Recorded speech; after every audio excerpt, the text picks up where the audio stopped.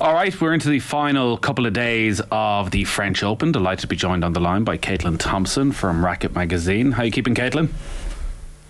I'm loving the French Open. I'm so pumped that it's on my TV every day. How are you doing? I'm doing all right. I am, like most people, I think, pretty pumped about tomorrow, though. Carlos Alcaraz, Novak Djokovic, first time at a Grand Slam. How pumped are you for this? I think this is the match we've been waiting for. This is the one that I think most of us in the tennis world have been anticipating. And I think I can't overstate how, even though obviously this is only a semifinal, there'll be a final afterwards. For a lot of people, this is the final. They're treating this as the real moment between the generation that is coming up, really the one behind Carlos Alcaraz, who is still extremely young, and really the last of the big three. Novak Djokovic is, tied with Rafa Nadal currently for the most Grand Slams ever won by a man. And I think for me, watching the two of them play is, I think, the culmination of certainly the moment, if not, months and maybe even years of speculation about what this moment is going to look like. Carlos Alcaraz has only recently turned 20, so it's far too early to start talking about his legacy or anything like that, considering if he follows Novak Djokovic's lead, he'll still be around in 16 years' time. But in terms of when we're talking about Alcaraz and the big three, this is a rare opportunity actually for him to go and beat one of these, and that actually we might in 10-20 years, we're not going to see this too often. So for him to be able to go and beat Djokovic now while Djokovic is still a very relevant figure is something that could be quite long lasting. Completely right. And I think for me, the fact that Novak Djokovic really is the last credible threat that the big three have. He's the one who is in the best shape. He doesn't seem like he's going to flag at all. And, I think for me, there's only really been a couple of matches where Alcaraz has played any of the big three at all. He took out Rafa already, on clay in Spain, a year ago. We haven't really seen him on these highest stages play anybody who's kind of worthy of what kind of tennis he has showed. Last year, obviously, he got to the finals of the US Open and had a pretty easy time of it with Casper Ruud. He hasn't necessarily been, I think, tested by what makes these big three so great, which is just, especially in the case of Novak Djokovic, they don't go away. They don't roll over. They don't, watching Steph Tsitsipas play against Novak Djokovic here in Paris a couple of years ago in the final of Roland Garros. Even the most optimistic Stefanos Tsitsipas fans who were watching him go up 2-0 on Novak with possibly even a break. None of us thought that it was Stefanos Tsitsipas's match to win, because Novak Djokovic, even when he's 2 sets down, still has you exactly where he wants you. He's the most famous escape artist, I think, that we have playing in tennis today. And so it is with complete honesty and a lot of anticipation that I can honestly tell you I have no idea what's going to happen tomorrow. I truly don't. I can speculate about what I like about their games, but I truly don't know what to expect, which I think for me going into a tennis match as a seasoned tennis watcher and player myself is a really fun and exciting, relatively new feeling. That ability that Djokovic, that Nadal, that Federer have had over decades to really go down deep into the dark pits of hell and still come out alive year on year, Grand Slam on Grand Slam. That's the next step for Alcaraz, is it? To prove that actually when the ultimate test comes, he can survive it. And that's something that almost no one in his cohort, well, I can't even say that they're in his cohort, because as you mentioned, Alcaraz is just 20. The generations that have followed the big three and their dominance, I'm thinking of the Tsongas and the Dimitrovs and, even to a degree, Murray, who snuck away with a couple of slams in that big era, enough to call it, for a time, the big four.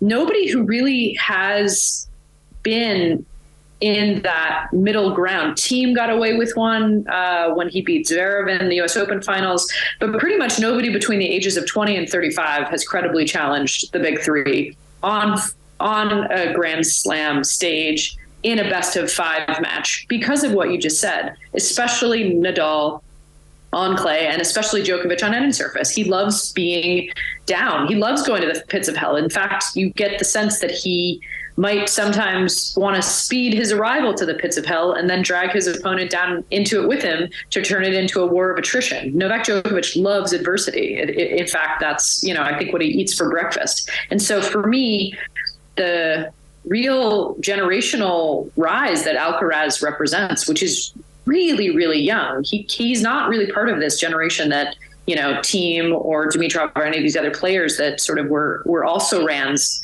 belongs to. Even Tiafoe or Tommy Paul, some of the ones who are mid-20s. This kid is brand new in a lot of ways, and we haven't seen him in this stage, certainly never before at Roland Garros, but we haven't really seen him at slams because he's just so new to the professional tour, just 2 or 3 seasons in. So I think for me, I'm excited because yes, it's a changing the guard moment, but also I don't know how he's going to react to Novak Djokovic's embrace of the adversity. These are the sort of matches that present the opportunity as well for Alcaraz to really announce himself to a worldwide audience, way past the tennis audience. From what he can do over the next 5-10 years, then when you look at who's around him, like if you look at Djokovic, he wins his first Grand Slam in 2008 against Tonga, but over the next 10 years it's always Murray, Nadal or Federer that he has to go and beat in the final, so each one is so damn tough to go and win. Is there actually an opportunity, the way the tennis world has worked out, for Alcaraz, I don't want to say to win cheap Grand Slams over the next 5-10 years, but is there anybody at his level right now within that age bracket? No. Not yet. Not close. I think the other day when we watched Carlos Alcaraz just completely dismantle Steph Tsitsipas, and this is a man who has won a handful of Masters 1000s. He's one of the best players on the earth, and he has credibly gotten to 2 slam finals before. He just took him to the wood chipper. It wasn't close. And so one of the things that might be getting ahead of ourselves a little bit, because the one thing that I don't love about Carlos Alcaraz, despite loving pretty much every single aspect of his game, which really inherits the best of all 3 of the big 3, is that his body might not be able to keep up with him. He's not particularly healthy in terms of how his body has reacted to being on tour. Again, he's still young, but the tour is a grind, and a lot of what the big 3 were sort of best known as was for their resilience and their recovery. So we'll see if Alcaraz can do that. But in terms of the competition he's going to face, one of the reasons this match with Djokovic is so important is because this might be the last person capable of stopping a Carlos Alcaraz era of complete hegemony. He has so many more tools, so much more athleticism, so much more sort of natural tennis brain court awareness. And as I said, he combines the flair and shot making of a Federer with the grit and absolute fight and iron will of Nadal, with the flexibility and defense and speed of a Djokovic. So he really is his own creature. He's not in any one of their molds. He's kind of the best of all of them. And so I think this might be the last best defense until Carlos Alcaraz period, provided his body stays healthy, of complete and utter domination. What about Djokovic's body coming into this then? He described himself as quite sluggish, quite slow in his quarterfinal win on Tuesday.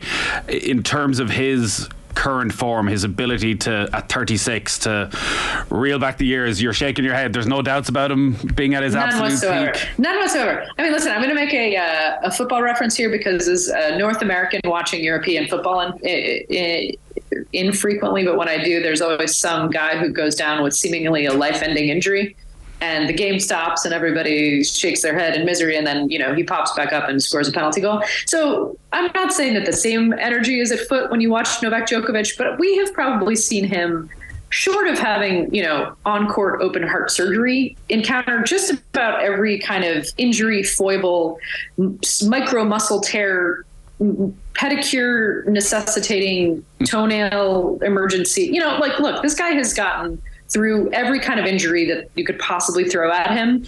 And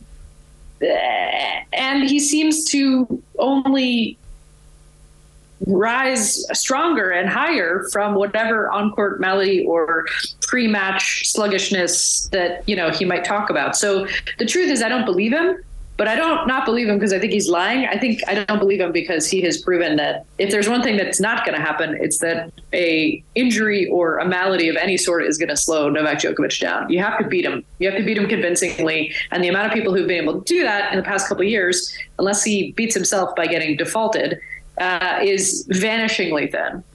You mentioned their meeting last year in Spain at the Madrid Masters, which Alcaraz won. In terms of what we will see tomorrow and Styles making fights and the drama, how do you expect this match to go?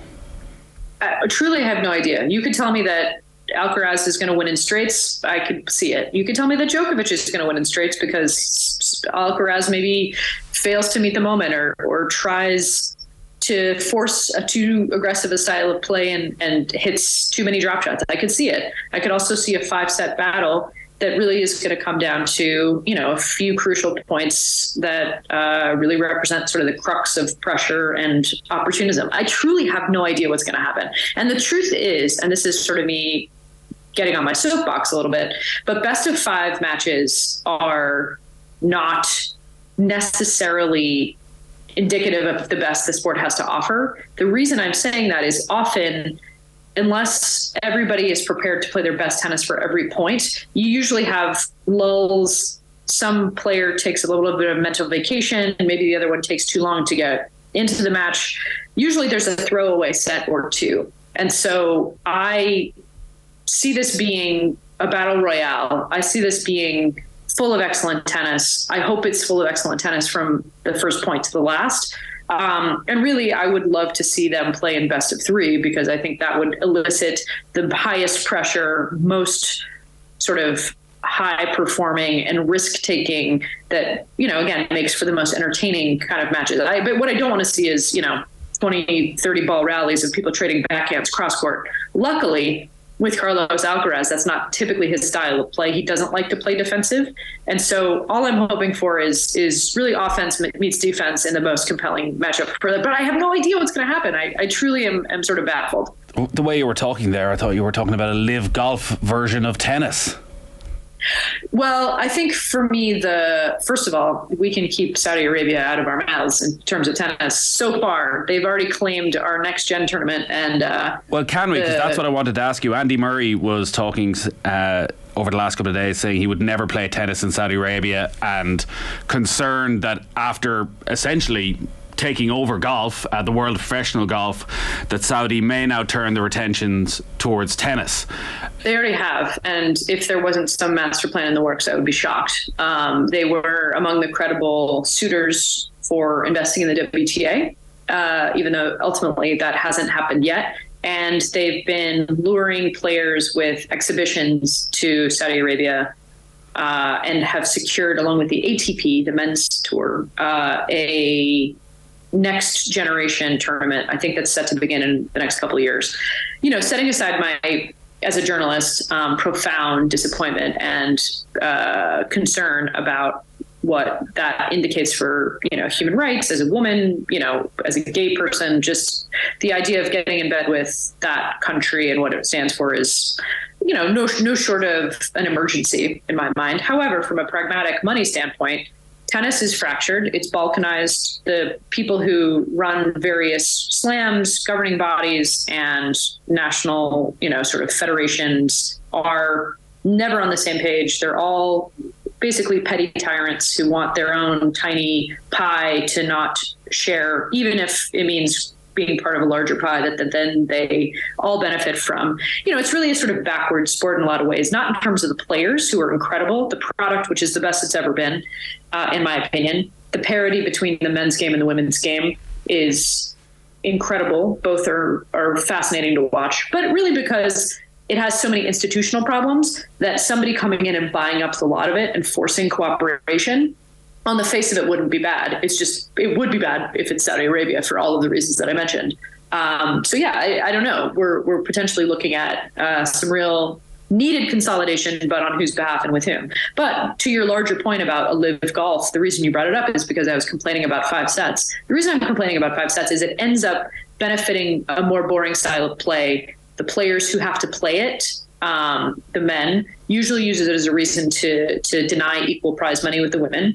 And it's tends to, over the course of 11 months, even though there's only 4 tournaments that deploy it, including, I think at times, Davis Cup, it tears their bodies up. And so nobody can really play their best tennis when that is the expectation. Not to mention the fact that a lot of the sets are throwaway sets. We don't need to see the 3rd set after Djokovic has rolled over, Karen Khachanov 2-2, do we? We know what's going to happen. It's going to keep happening. So really, when people say they like 5 sets, literally what they mean is they like the last set. And no matter what happens tomorrow, I hope we get an incredibly exciting last set. I was going to ask you an impossible question, that if then the Grand Slams were like regular ATP Tour events and they were all just 3 sets, how different would the major rankings, Grand Slam rankings, look through the years? It wouldn't matter. I mean, the thing is, the tennis tour is so compelling week in, week out. For me, a ticket courtside in Rome, watching the best players on both tours in a beautiful place is just as exciting as it is watching them in the beautiful, grounds of the All England Club or in Roland Garros, where I had the privilege of being last week. To me, it's not the sets that make the difference. It's the joint nature of the tours. It's the size of the draws. It's the fact that they have juniors, wheelchairs, legends. They make a huge spectacle of it. And to me, the 5-set play, if anything, just slows it down, makes it less palatable for tennis watchers, and tears these guys' bodies up. And again, I can't emphasize enough. When you watch tennis as closely as I do, you watch these players knowing they're going to have 5 sets to goof around. They're not bringing their best tennis for all 5 of those sets. Oftentimes people remember the last set, and sure, the last set tends to be competitive. It is whether you play best of 3 or best of 5. The other semi-final is last year's beaten finalist Casper Ruud against Alex Zverev. Casper Ruud has had a bit of a struggle so far this year, but finding a bit of form once again at Roland Garros. He's such a fun player to watch because not only did he make last year's Roland Garros final, he also made the, as we discussed, U.S. Open final against Carlos Alcaraz and made it competitive for a minute. He got a set out of those 4. One thing that is interesting about this matchup is Ruud is coming into this, as you said, not having had a good season, but the speed of the court, I think the familiarity of it, and the fact that he's kind of played his way into form is really, really encouraging. He very, very comfortably beat Holger Rune the other day in a way that I think was a statement. Zverev is not traditionally good on clay. He's a little bit more of a, I think, baseline heavy player. So I actually favor Casper Ruud to get back to the finals. That said, Ruud just doesn't have the weaponry to, I think, stand up to either Novak Djokovic or Carlos Alcaraz. I would love to be wrong because he's fun to watch and I like him a lot personally. But I think it's pretty lopsided in terms of which of these semifinals is going to be more entertaining and who has the advantage going into the finals. Is there a bit of a mental challenge for Zverev around what happened in last year's semifinal against Nadal and the injury he suffered? No, if anything, I think Zverev has too much confidence coming out of last year's match against Nadal. He got a horrific ankle injury. And, we should say that couldn't happen to a nicer guy. Alex Zverev has had plenty of problems off court. He's known as being one of the more hot-headed players. He attacked an umpire. He's nobody's rooting interest, maybe outside of Germany and his extended family. That said, he was going to get beaten by Nadal no matter what happened. And I think the injury actually gave him an excuse to pretend like he was actually in it. So for me, the idea that he also famously chokes in big moments. You can watch the 60-mile-an-hour serves that he was hitting against Dominic Thiem in their U.S. Open match final a couple of years ago. So he's kind of a choke artist. So I really don't see him, unless he brings something completely new to the table against Casper Ruud, getting through that match. In the off chance he does, he's cannon fodder for whoever Djokovic or Alcaraz ends up facing in the final. We're recording this at 4:30 on Thursday afternoon. There is live tennis ongoing in Paris at the moment. Aryna Sabalenka has just won the second set of her semi-final against Karolina Muchova, both of them in a tie-break. So they're into the final set there. What's life like on tour for Sabalenka at the moment, particularly when you look at the way maybe she's been treated at times in Paris? Belarusian tennis players has spoken out publicly, it feels, for the very first time against the Belarusian president Alexander Lukashenko, which maybe changes public opinion. But what has life been like for her over the past 6 months, and has it affected her play?